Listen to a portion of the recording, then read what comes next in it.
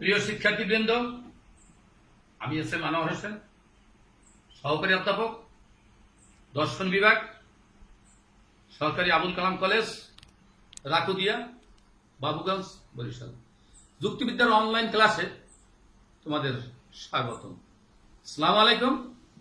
তোমরা নিশ্চয়ই ভালো আছো। বিগত ক্লাসে আমি আলোচনা করেছিলাম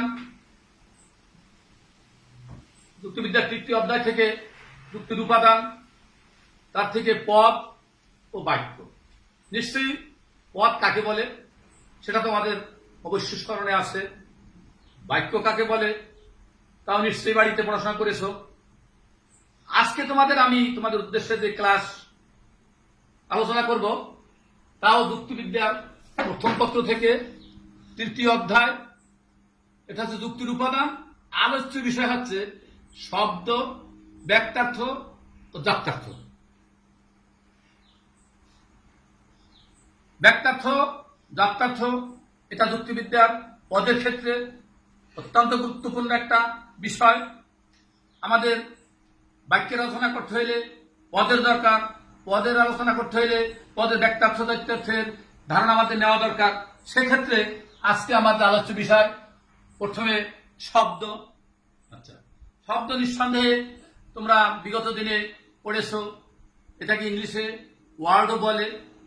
সেক্ষেত্রে আমরা যদি সংজ্ঞার আকারে বলতে চাই তাহলে এক বা একাধিক অক্ষর বা অক্ষর সমষ্টি বা চিহ্ন বা চিহ্নের সমষ্টি দ্বারা যদি একটি অর্থ প্রকাশ করে তবে কিন্তু তাকে আমরা শব্দ বলি। সেক্ষেত্রে যেমন কলম, ক একটি অক্ষর বা চিহ্ন, ল, ম তিনটি অক্ষর মিলে একটি শব্দ হয়েছে। এটিকে আমরা শব্দ ইংরেজি ভাষায় বলতে পারি ওয়ার্ড। ঠিক আছে তো? আচ্ছা, এবারে আমি শব্দের শ্রেণী বিভাগ আলোচনা করব। আমাদের ব্যাকরণিক বাক্য বা বাংলা ভাষায় শব্দের বিভিন্ন শ্রেণী বিভাগ আছে এবং শব্দের বিভিন্ন দিকের উপর নির্ভর করে শব্দকে ক্লাসিফিকেশন বা শ্রেণী বিভাগ করা হয়। আর আমার যুক্তিবিদ্যার এক নির্দিষ্ট অর্থে আমরা যে শ্রেণী বিভাগ করেছি যুক্তিবিদ্যার দিক থেকে শব্দকে আমরা তিন ভাগে ভাগ করতে পারি। প্রথম ভাগ হচ্ছে পদযোগ্য শব্দ, ক্যাটাগরিমেটিক ইংলিশে যেটাকে বলে। দ্বিতীয় ভাগ হচ্ছে সহপদযোগ্য শব্দ, সাইন ক্যাটাগরিমেটিক। ও তৃতীয় পদ হচ্ছে পদ নিরপেক্ষ শব্দ, এটাকে ইংলিশে বলে এ ক্যাটাগরিমেটিক। এবারে আমাদের শব্দ শ্রেণীবিভাগ থেকে যদি আমরা সংজ্ঞা আকারে বুঝাইতে চেষ্টা করি সেক্ষেত্রে আমাদের হবে কি, পদযোগ্য শব্দ। এটাকে আমরা সংজ্ঞা যদি করি তাহলে বলা হয় যে সকল শব্দ বা শব্দ সমষ্টি অন্য কারো সাহায্য ছাড়া যুক্তিবিদ্যার উদ্দেশ্য এবং বিধেয় পদে, যুক্তি বাক্যের উদ্দেশ্য এবং বিধেয় পদে ব্যবহৃত হয় বা হয়ে থাকে সেটিকে বলে পদযোগ্য শব্দ। এক্ষেত্রে যেমন বই, কলম, খাতা এগুলি আমার পদযোগ্য শব্দ। এগুলি যুক্তিবাক্যের উদ্দেশ্য বিধে সরাসরি কারো সাহায্য ছাড়াই সে ব্যবহৃত হয়ে থাকে, তাই এটিকে বলে পদযোগ্য শব্দ, যেটা ক্যাটাগরিমেটিক ইংলিশে বলে। আর দ্বিতীয়টি হচ্ছে সহপদযোগ্য শব্দ, সাইন ক্যাটাগরিমেটিক। সহপদযোগ্য শব্দ হচ্ছে সহায়ক বা কারোর সাথে নিয়ে। যেমন তাহলে আমরা সংজ্ঞার আকারে বলতে পারি যে সকল শব্দ বা শব্দ সমষ্টি কারো সাহায্য নিয়ে যুক্তি বাক্যের উদ্দেশ্য বিধেয় পদে ব্যবহৃত হয় বা হতে পারে সেগুলি হচ্ছে সহপদযোগ্য শব্দ। আমি উদাহরণস্বরূপ বলতে পারি টি, টা, খানা, খানি। এখন যেমন যুক্তিবিদ্যার বইটি হয় গোলাম মোস্তফা সাহেবের লেখা। এখানে যুক্তিবিদ্যার বই এই সাথে টি দেওয়া আছে। এ কিন্তু যুক্তিবাদীর উদ্দেশ্যে অন্য কোনো কাজে ব্যবহার করার ক্ষমতা নেই।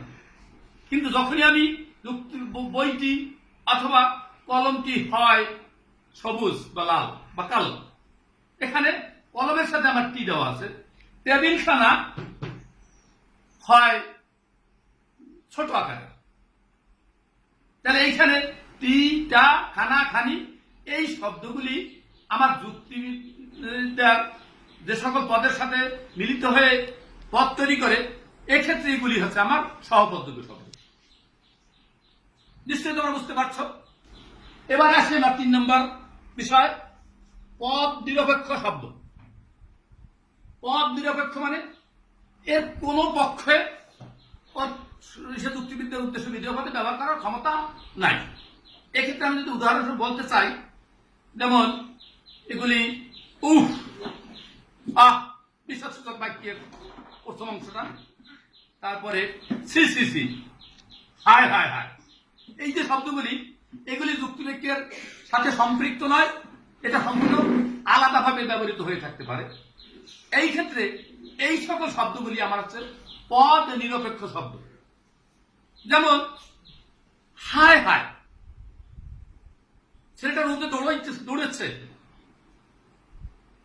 এখন এই যে হায় হায়, ছেলেটি রোদে দৌড়েছে, এখানে আমার উদ্দেশ্য বিধেয় সংযোজকের সাথে ও বৈরিতা সৃষ্টি করছে, ও সরাসরি কোনো সংযোগ নাই। অতএব এ ধরনের শব্দগুলিকে আমরা বলি পদ নিরপেক্ষ বা পদাযোগ্য শব্দ। নিশ্চয়ই এতক্ষণে তোমরা বুঝতে পারছো। তাহলে আমার এক্ষেত্রে আজকের শব্দ নিয়ে যে আলোচনা হয়েছে, শব্দ কাকে বলে সেটা পারলাম শিখতে। তারপরে ক্লাসিফিকেশন অফ ওয়ার্ড, শব্দের শ্রেণীবিভাগ, এবং এটা যুক্তিবিদ্যার শব্দের শ্রেণীবিভাগ। এটা কিন্তু আমার ব্যাকরণিক বাক্যের নয়। সেক্ষেত্রে আমার শব্দকে 3 ভাগে ভাগ করেছি, যেটা পদযোগ্য শব্দ, সহপদযোগ্য শব্দ, পদ নিরপেক্ষ বা পদাযোগ্য কোনো কোনো বইতে আছে পদাযোগ্য শব্দ। তাহলে আমরা এতক্ষণে শব্দ এবং শব্দের শ্রেণীবিভাগটা আলোচনা করলাম। এবারে আসি আমার পদ। আমার জানতে হলে পদ সম্পর্কে আমার পদের গুণ, তার ব্যাখ্যা অর্থাৎ পরিমাণ, এগুলি সম্পর্কে আমাদের স্পষ্ট হতে হবে। সেক্ষেত্রে আমি পদের ব্যাখ্যার্থ দায়িত্ব নিয়ে আলোচনা করছি। পদের ব্যাখ্যার্থ, এটা ইংলিশে বলে ডিনোটেশন। এটা যদি তোমরা বানানটা নিতে চাও, DNOTATION, ডিনোটেশন অর্থাৎ ব্যাখ্যার্থ। তাহলে ব্যাখ্যার্থ বলতে পদের সংখ্যাটিকে বোঝায়, অর্থাৎ একটি শব্দ একটি পদ একই আছে যে সকল শব্দের উপর প্রযোজ্য হয়, তাকে বলে পদের ব্যাখ্যার্থ। যেমন মানুষ, এক্ষেত্রে সকল মানুষ, এই সকল মানুষ হচ্ছে পদের ব্যাখ্যার্থ।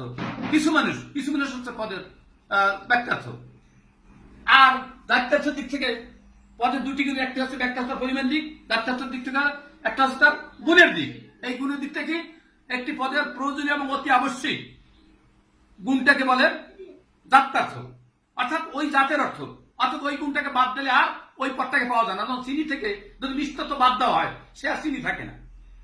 হিংস্র তো বাদ দিলে, পশু হিংস্র যেমন বাঘ, বাঘের হিংস্র তো বাদ দিলে সে আর বাঘ থাকে না। ঠিক এগুলি হচ্ছে পদের জাত্যার্থ।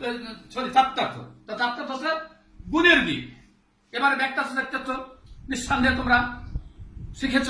আশা করি তোমরা বাড়িতে পড়াশোনা করে এই বিষয়টি ক্লিয়ার করবে এবং পরীক্ষার জন্য ভালো প্রস্তুতি নিয়ে আশা করি তোমাদের ফলাফল ভালো হবে।